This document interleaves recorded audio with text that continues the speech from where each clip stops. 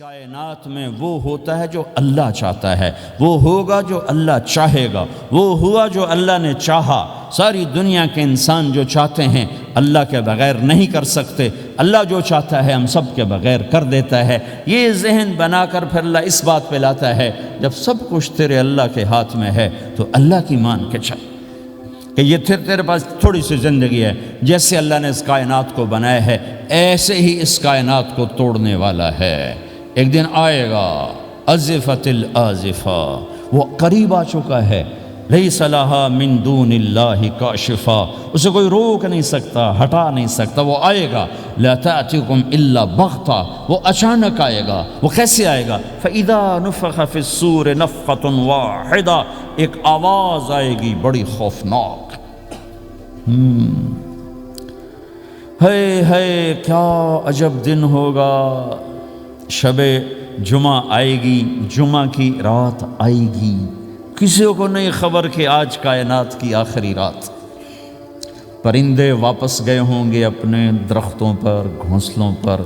شیر اپنے ٹھکانوں پر، چیتے اپنے ٹھکانوں پر، بھیڑیے اپنے ٹھکانوں پر، بکریاں، اونٹ، گائے، بھینس اپنے اپنی جگہ پر۔ اور اگر یہ بولٹن اس وقت موجود ہوگا تو بولٹن کے باشندے سوئے ہوں گے اپنے گھروں میں، کوئی ادھر تیاری کہ میں نے جاب پہ جانا ہے، یہ میرا سامان پڑا ہے، میں نے اسکول جانا ہے، یہ میری کتابیں پڑھی ہیں، میں نے آفس جانا ہے، یہ میری فائلیں پڑھی، میرا لیپ ٹاپ پڑا ہوا ہے۔ یہ سب کچھ جیسے آج کی رات ہے ایسے ہی ایک رات آئے گی۔ دن جدا ہو کر کہے گا کہ میں کل آؤں گا، رات جدا ہو کر کہے گی میں تیرے بعد آؤں گی، اور تارے چاند ستارے بھی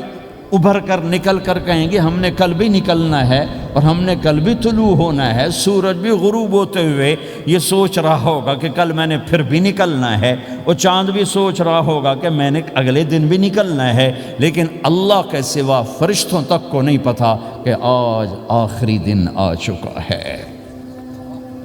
اور میرے نبی نے عجب نقشہ کھینچا ہے قیامت کے دن کا۔ ہم نے کہا عورت روٹی پکا رہی ہوگی، اس کے ہاتھ میں روٹی ہوگی۔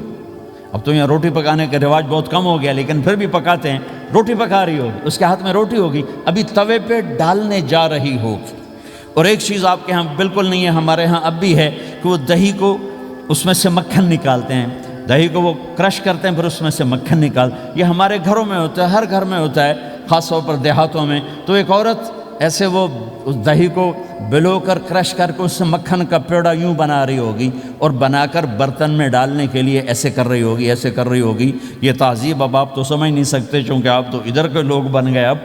تو ہمارے دیہاتوں میں اب بھی یہ تہذیب ایسے کر رہی ہوگی، ایسے کر رہی ہوگی۔ اور پھر آپ نے فرمایا کہ ایک آدمی اپنے اونٹ کو چارہ ڈالنے کے لیے اس جگہ کو صاف کر رہا ہوگا کہ میں صبح ہو گئی ہے، میں اونٹ کو چارہ ڈالوں، اور پھر میرا اونٹ کھائے، پھر اس کو لے کر میں کام پہ جاؤں۔ اور دکاندار جھاڑو دے کر اپنی سیٹ پہ بیٹھ چکا ہے، اور گاہک انٹر ہوتا ہے اور اسے کہتا ہے کہ 10 میٹر مجھے کپڑا چاہیے، اور اس کے لیے یوں کپڑا ناپ رہا ہے، ناپ کے 10 میٹر، 5 میٹر، 4 میٹر، 2 میٹر پر اس نے یوں کینچی رکھی، کینچی یہاں ہے، اور اس نے جیب سے پیسے نکالے اور گننے لگا کہ میں نے اس کو 100 پاؤنڈ دینا ہے۔ وہ گننے میں لگا ہوا ہے، یہ کاٹنے میں لگا ہوا ہے۔ اور دور کھیت میں ایک آدمی ہل چلا رہا ہے، اور ایک آدمی بیج ہاتھ میں لے کے یوں پھینکنے جا رہا ہے، اور ایک آدمی پانی لگانے کے لیے اس پانی کو ڈائیورٹ کر رہا ہے۔ اور ادھر بازار میں جلدی جلدی لوگ بھاگے جا رہے ہیں، جاب والے ایک نوالا منہ میں ہے، ایک ہاتھ میں، اور بھاگے جا رہے ہیں۔ میں آج لیٹ ہو چکا ہوں، میرا جاب کا ٹائم جا رہا ہے، میرا اسکول کا ٹائم جا رہا ہے۔ یہ ایسا ہی ایک سما ہوگا، بولٹن اٹھے گا، انگلینڈ اٹھے گا، امریکہ اٹھے گا، ایشیا اٹھے گا، یورپ اٹھے گا، افریقہ اٹھے گا، ہندوستان اٹھے گا، پاکستان اٹھے گا، Burma, Malaysia, Thailand, Indonesia اسی طرح اٹھیں گے جیسے روزانہ اٹھتے ہیں، پر اللہ کے سوا کسی کو نہیں پتہ کہ آج شام ہو گئی ہے۔ لہٰذا ایسے، اور ایک ماں چھوٹے بچے کو ناشتہ کرا رہی، جلدی سے اس کو اسکول لے جانا ہے، تو بریڈ اس کے ہاتھ میں، اس کے منہ میں ڈال دے، یہاں تک نوالا ہے، یہاں تک نوالا آیا ہے، یہاں تک نوالا آیا ہے۔ اور اس نے یہاں کینچی رکھی ہے، اس نے جیب سے نکال کر پیسے گننے شروع کیے ہیں، وہ پانی کو ڈائیورٹ کر رہا ہے، وہ یوں مٹھی بھر کے اپنا بیج پھینک رہا ہے، وہ اونٹ کے کھانے کی جگہ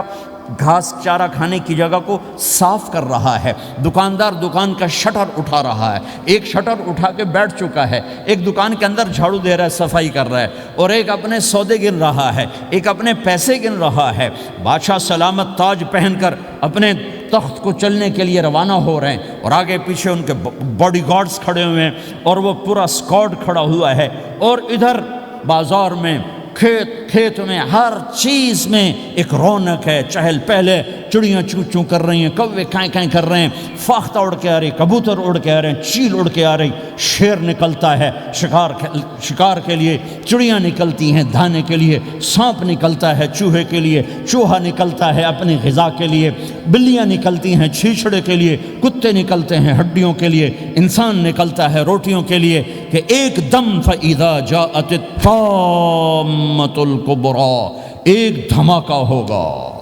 ہائے ہائے، اور وہ کینچی والے کی کینچی یوں گر جائے گی، کپڑا یوں گر جائے گا، نوٹ والے کے ہاتھ سے نوٹ یوں بکھر جائیں گے، بٹوا یوں بکھر جائے گا، بیج والے کا ہاتھ یوں گرے گا، بیج وہیں گر جائے گا، نوالا بنانے والی کے ہاتھ میں نوالا بیٹے کے منہ تک نہیں جائے گا، یوں گر جائے گا، اور